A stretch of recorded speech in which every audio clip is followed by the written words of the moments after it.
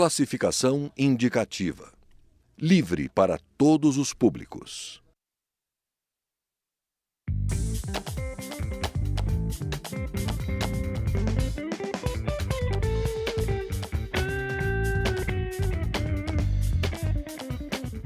Olá! A Câmara dos Deputados discute a criação de uma cota de 20% para egressos do serviço militar nos concursos para as polícias militares e bombeiros. A reserva seria para jovens de baixa renda que tivessem cumprido o serviço militar obrigatório e quisessem se tornar policiais. Ela tramita juntamente com outra que estabelece a mesma cota, mas para serviço voluntário, com a dispensa de concurso público. O serviço voluntário já foi implementado em Goiás, mas foi abandonado depois que a medida foi considerada inconstitucional pelo Supremo Tribunal Federal.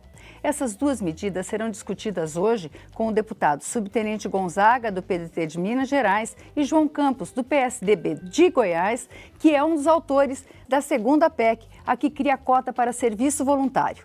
Deputado João Campos, por que essa medida? Bom, é bom dizer que eu apresentei essa proposta de emenda constitucional atendendo um pedido do coronel Silvio Benedito, comandante da Polícia Militar de Goiás e presidente do Conselho Nacional de Comandantes Gerais. É verdade que atendi o pedido dele, mas também porque, vivendo em Goiás, observei que essa experiência ela foi uma experiência positiva.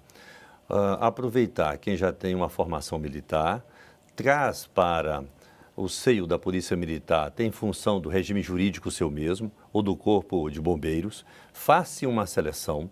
Após essa seleção, o pessoal submete a um curso de formação para o serviço de polícia comunitária, de ronda, patrulhamento, esse serviço mais básico das polícias militares, e esse pessoal é aproveitado temporariamente, até 3 anos, nessa atividade.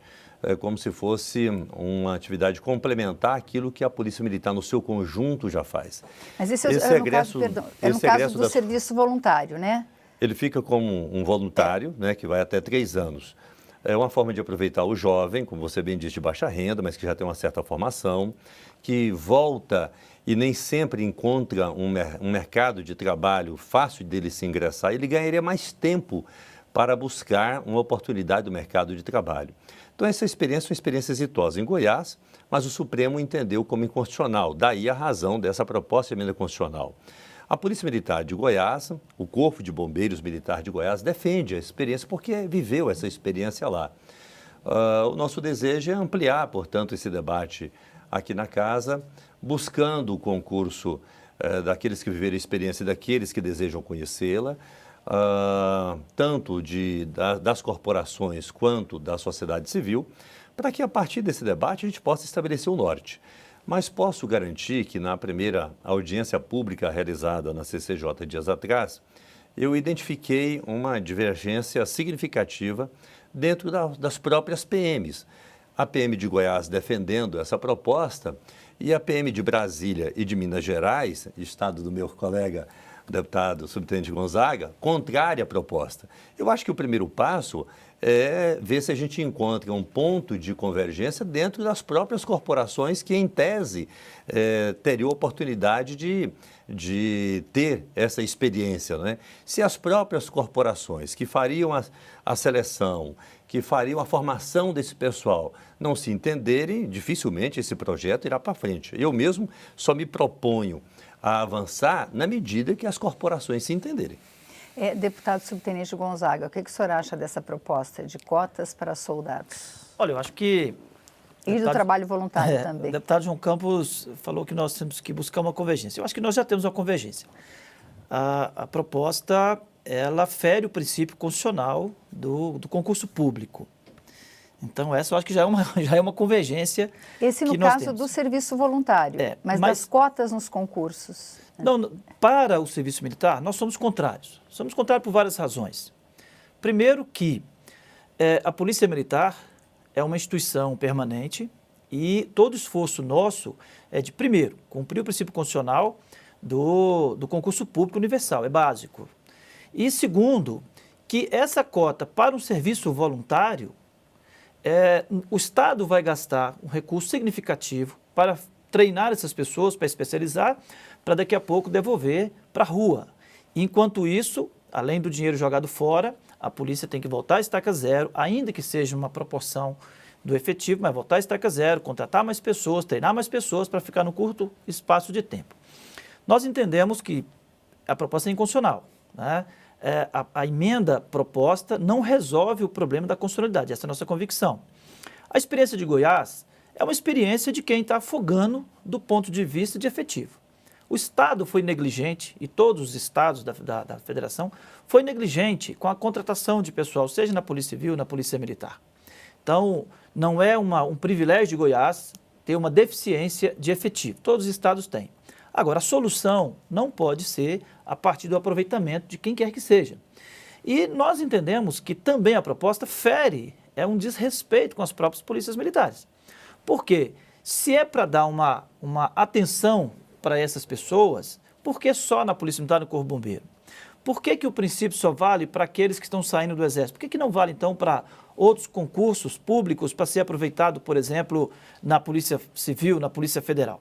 Então, acho que, respeitando a realidade de Goiás, que vivenciou, que queria e quer essa proposta para resolver um problema de efetivo da Polícia Militar e do Corpo Bombeiro, nós condenamos sobre a premissa da inconstitucionalidade e da premissa de que nós não podemos viver, a Polícia Militar, o Corpo Bombeiro precisa fazer seu concurso público, preparar esse soldado e preparar para uma carreira, e não para daqui a 3 anos fazer com ele o que o Exército faz hoje, que é devolver ele para a rua. É ruim até para esse jovem, porque ele alimenta uma esperança de uma carreira, alimenta uma esperança de um emprego que ele não terá, porque a própria polícia vai devolver para a rua novamente. Então, é adiar um problema que ele tem com a saída do Exército. E vejo uma contradição, deputado. Nós estamos numa discussão que é antiga, mas que agora tem uma visibilidade aqui na Câmara, que há uma pressão grande pela desmilitarização. Então, aproveitar e ter cotas para os militares contraria, inclusive, esse princípio, né, da desmilitarização que tem sido colocado. Então, vejo também uma contradição nessa proposta. Pois é, essa era uma questão que eu queria colocar. A formação do soldado, o soldado tem um treinamento para combater o inimigo. Eu li até uma frase, foi um dos parlamentares que falou num desses debates, que inimigo bom é inimigo morto.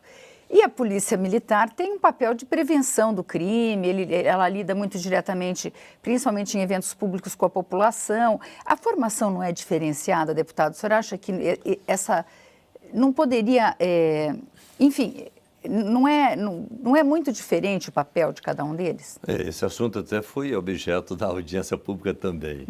Mas antes o seguinte, o deputado disse com propriedade que é até um desrespeito às polícias militares. Mas é a própria Polícia Militar que está desrespeitando a Polícia Militar, não sou eu. A proposta que eu estou acolhendo é da própria Polícia Militar de Goiás, não é? A experiência lá foi uma experiência positiva.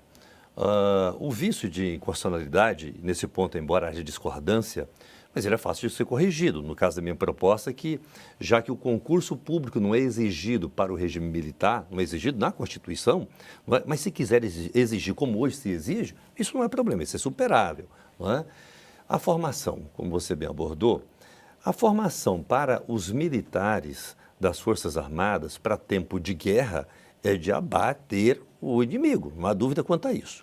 Essa não é a doutrina das polícias, independente de ser polícia militar ou não. Das polícias, essa não é a formação. Mas as Forças Armadas também têm uma formação complementar para o tempo de paz, que é o tempo que vivemos. Tanto é que as Forças Armadas, conjuntamente com as Forças de Segurança Pública, a exemplo do Rio de Janeiro, nos grandes eventos, ou a ocupação de morros de comunidades do Rio de Janeiro, elas estão presentes. E não é com a filosofia da guerra, de abater o inimigo, é com a filosofia de segurança pública. Nós, inclusive, aprovamos uma lei aqui que dá poder de polícia, poder de segurança pública, evidentemente que de forma muito mitigada, às Forças Armadas, na área de fronteira e em região mitigadas. Não é? Melhor, em região vulneráveis. Por quê? Porque nos tempos de paz isso é possível. Um país que tem tantas demandas como nós temos de poucos recursos, você aproveitar as Forças Armadas ou egressos das Forças Armadas para auxiliar a atividade de polícia pareceu razoável. O colega, o deputado Gonzaga, diz, olha, por que não aproveitar também para as polícias civis, para a Polícia Federal, quem sabe para o serviço de prisional brasileiro. Em Goiás, quando o governador Marconi propôs a lei para essa experiência, eu cheguei para o secretário de Segurança e defendi isso. Não para a Polícia Federal, porque não era competência do Estado. Mas disse na época, por que não? Também para a Polícia Civil, que tem uma carência muito grande, e para o serviço prisional.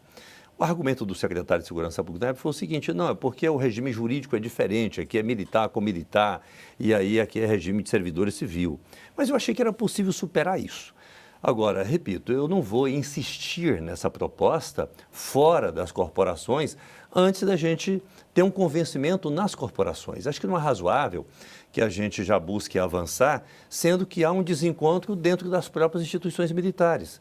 Não é? Eu acho que o diálogo, primeiro, precisa continuar avançando, quer seja no sentido de rejeitar como um todo, ou de aperfeiçoar a proposta e aprová-la, mas o primeiro passo é o diálogo dentro dessas instituições. Elas aqui, se aprovada a proposta, fariam a seleção, fariam a formação, teriam o aproveitamento desse pessoal dentro dos seus quadros, ainda que temporariamente. Mas é bom, de fato, como você disse no início, distinguir. Uma proposta não é minha, a proposta de cota de 20% dos concursos, essa não é minha. A minha é a proposta do 20% do efetivo, correspondente ao efetivo para o serviço voluntário.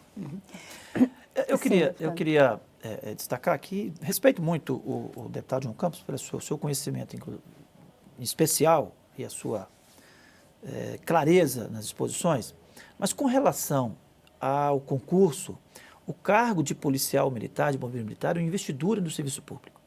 Então, para o serviço voluntário das Forças Armadas, de fato, não há concurso público. Mas para a investidura no cargo público de policial militar, de bombeiro militar, é concurso público. Não, mas se esse fosse o ponto, eu abro mão disso. Vamos colocar o concurso. É concurso público. Então, assim, e nós passamos por isso desde a Constituinte, né? A Constituinte resolveu essa questão e pacificou.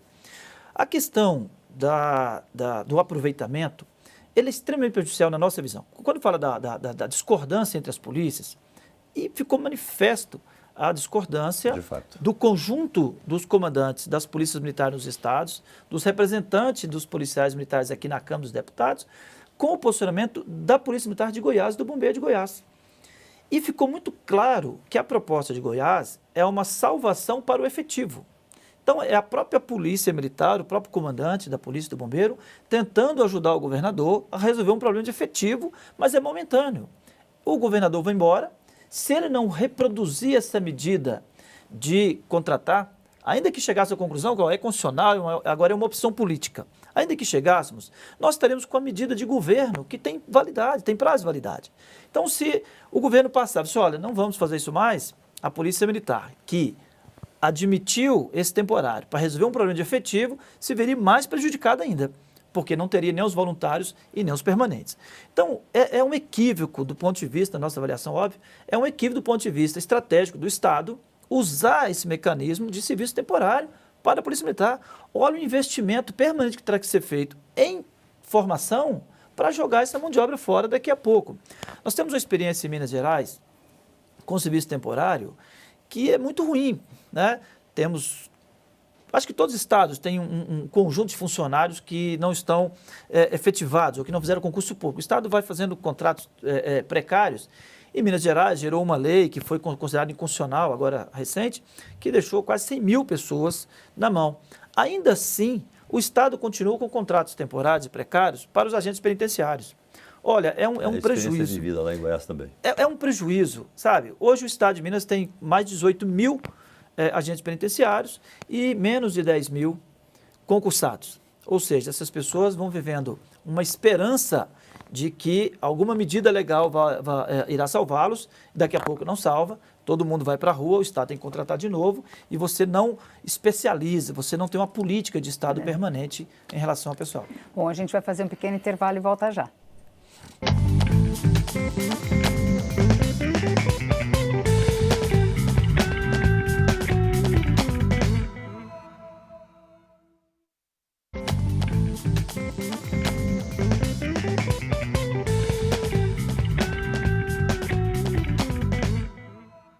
Estamos de volta com o Brasil em Debate, que hoje discute cota para soldados e trabalho voluntário nas polícias militares e bombeiros com os deputados Subtenente Gonzaga, do PDT de Minas Gerais, e João Campos, do PSDB de Goiás.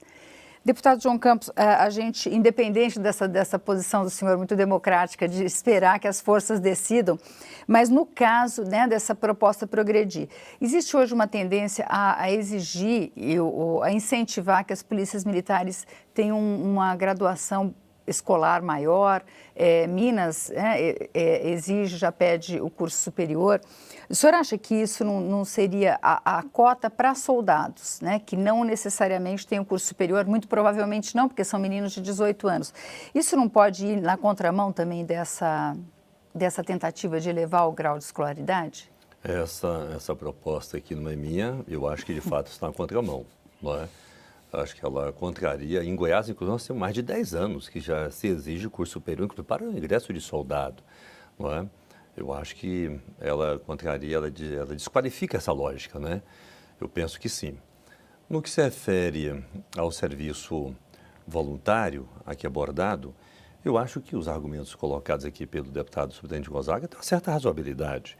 É verdade que a lógica do governo de Goiás e da PM de Goiás foi outra, não é? Foi de ampliar a qualificação desse jovem e dar mais tempo a ele, na medida que ele saiu das Forças Armadas e foi aproveitado uma das forças estaduais, ele teria mais tempo de buscar um aproveitamento no mercado de trabalho. Seriam mais 3 anos para isso e tendo ampliado a sua qualificação. De uma certa forma, o governo teria investido nele, o que facilitaria o ingresso dele depois no mercado de trabalho. Mas me permita aqui fazer uma outra observação. É que eu fiquei surpreso porque na medida em que o coronel Silvio, comandante-geral do meu estado, o presidente do Conselho Nacional de Comandantes Gerais, em função disso, eu imaginei que quando ele me abordou já tivesse um certo consenso dentro do Conselho Nacional. E para minha surpresa, é exatamente o contrário. Eu disse inclusive ao subcomandante-geral de Goiás, falou, olha, você alerta lá ao coronel Silvio que ele precisa conversar com os pares, né? Senão esse negócio vai dar errado. Deputado subtenente, o senhor falou, o senhor citou a desmilitarização, acabou não falando disso, e eu gostaria de falar que o senhor acrescentasse nessa questão do curso superior a questão da formação do soldado. Fundamental. A sociedade está exigindo profissionais qualificados. Qualificação passa por, de fato, nós, no mínimo, temos o requisito terceiro grau. Vários estados já existem. Minas Gerais, o requisito já é o terceiro grau. Quer dizer, nós não temos hoje nenhum soldado na rua formado que não tenha, a partir de 2010, que não tenha o curso de tecnólogo em segurança pública, que é um curso superior reconhecido pelo MEC. Então, é pré-requisito para ele ser soldado que ele seja tecnólogo em segurança pública, dentro de uma matriz curricular exigida pelo MEC. E com uma matriz curricular também de formação básica policial, que a sociedade espera de um profissional que vai decidir muitas vezes pela sua vida, pela sua liberdade. Então, a proposta da cota ou do voluntário, ela contraria esse princípio, essa exigência. A própria Senasp vem trabalhando uma unificação, uma uniformização da matriz curricular de formação de todas as polícias. Quer dizer, o pressuposto da formação básica como instrumento, né, de garantias da sociedade no dia a dia do soldado, nós não podemos abrir mão. E, obviamente, que tanto o voluntário quanto a reserva de cotas contraria esse princípio. Então, nós entendemos que, de fato, é ir na contramão daquilo que as instituições policiais estão buscando. O coronel Silvio, que me perdoe, tá certo? Mas ele não combinou com os russos, tá certo? Ao fazer essa proposta. Ficou muito evidente, ficou muito claro. Está na contramão do que a sociedade está exigindo das polícias e as polícias, em resposta à sociedade, está se preparando. Então, né, volto a insistir. O concurso em Minas Gerais, o pré-requisito é terceiro grau, é uma formação de 1 ano e meio, curso intensivo, é tecnólogo de segurança pública, para depois ele ter o atendimento para a sociedade. Agora, o coronel Silvio não combinou nem com os russos, nem com os colegas. Agora, usando o conhecimento que os senhores têm de segurança pública, essa proposta, na verdade, surgiu a primeira vez vinda do Ministério da Justiça, quando era o ministro Tarso Genro, e o argumento dele era o seguinte, esses meninos saem do Exército com treino em utilizar armas de grande potencial e eles com a dificuldade que existe para conseguir o primeiro emprego, é uma dificuldade de todas as épocas, agravada agora, ele pode ser cooptado pelo crime organizado, né?